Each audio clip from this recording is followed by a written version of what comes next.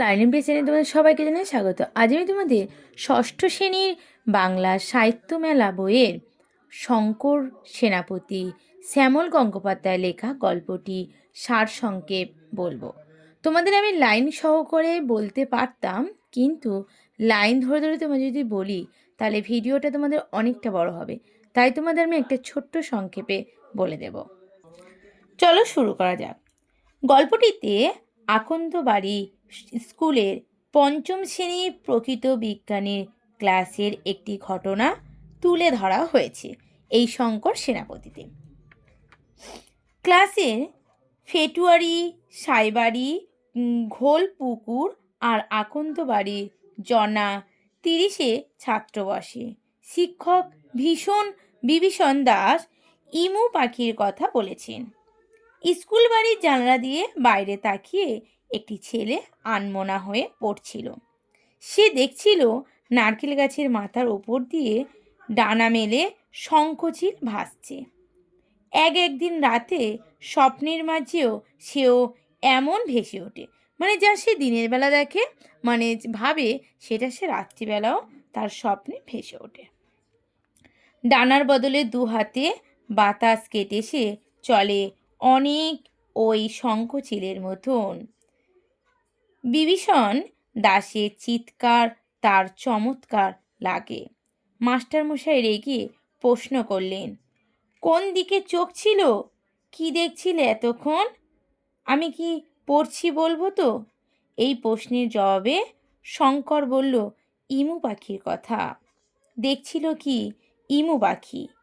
এই প্রশ্নের উত্তর দিয়ে শঙ্কর বলে, হ্যাঁ, সে খোল পুকুরের বড় দিঘির পাড়ে সবেদা গাছের ডালে ইমু পাখিকে বসতে দেখেছে। সারা ক্লাস হাসিতে ফেটে পড়ে। বিভীষণ দাস কড়া মাস্টারমশাই। তিনি রেগে বললেন, এটা কি পঞ্চানন অপেয়া যে বানিয়ে বানিয়ে পাঠ বলছো? ইমু পাখি আন্দিজ পর্বতমালায় বাস করে। সে দৌড়বাজ পাখি, উঠতে পারে না। কিভাবে তুমি তাকে দেখলে তা তোমাকে বলতেই হবে। মাস্টারমশাই গম্ভীর গলায় বললেন। শঙ্কর মুষড়ে পড়ল এবং ভয়ে ভয়ে বলল, স্বপ্নে দেখেছি মাস্টারমশাই। সারা ক্লাস আবার হাসিতে ফেটে পড়ে। এমন সময় সেকেন্ডের বেঞ্চে থেকে সীমারকান্ত দীক্ষিত উঠে দাঁড়িয়ে হাসি চেপে বলল, ওর খুব পেট গরম, তাই ও রোজ স্বপ্ন দেখে। বিভীষণ দাস জানতে চান, পেট গরম কেন? সমীরকান্ত বলে, যে গাছে গাছে সারাদিন থাকে, ডাব, জাম, নোনা, গাব খেয়ে বেড়ায়, তাই পেট গরম হয়েছে। শঙ্কর আর বিশেষ কিছু বলতে পারলেন না। আফসোস করে, কি কি কুক্ষণে এই বন্ধুদের স্বপ্নের কথা বলেছিলাম যে কে জানে। কিন্তু সত্যিই সে রোজ স্বপ্ন দেখে।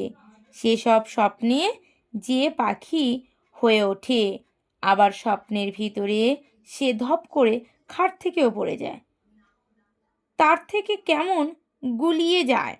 স্বপ্নে দেখাকে সে মনে করে জেগে দেখছে, জেগে দেখাকে মনে করে স্বপ্নে দেখছে। বিভীষণ মাস্টারমশাই তাকে বসতে বললেন যে পাখি দেখার সময় সাবধান, পা টিপে চলবে। জামা কাপড়ের রং শুকনো পাতা বা জলপাই রঙের রং হলে ভালো। এই রং পাতার সঙ্গে মিশে থাকে। বেগুনি পড়লেও ভালো, পাখিরা বেগুনি রং দেখতে পায় না। বিভীষণ মাস্টারমশাই শঙ্করকে বললেন, তুমি তো গাছে গাছে ঘোরো, অনেক পাখি দেখো, যত পারবে চোখ খোলা রেখে এই পৃথিবীর পাখি, গাছপালা, মেঘ, আলো সব দেখে নেবে। শুনে শঙ্করের বুকটা গর্বে ফুটে উঠল। বিভীষণ মাস্টারমশাই বললেন, এই খোলামেলা পৃথিবী সবচেয়ে বড় হচ্ছে বই, তাকে তুমি চোখ দিয়ে দেখছো, এটাই তোমার কাছে অনেকটা পাওনা। আজকে তোমাদের এই গল্পটা সারসংক্ষেপ আমি ছোট করে বুঝিয়ে দিয়েছি। তোমাদের লাইন সহকারে বলিনি, আগেই বলেছি যে তোমাদের ভিডিওটা কিন্তু অনেকটা বড় হতো, তাই তোমাদের আমি ছোট্ট করে সংক্ষেপে বললাম। ভিডিওটা কেমন লেগেছে কমেন্ট করে জানাবে, আর যদি ভালো লেগে থাকে বন্ধুদের সঙ্গে অনেক অনেক শেয়ার করবে।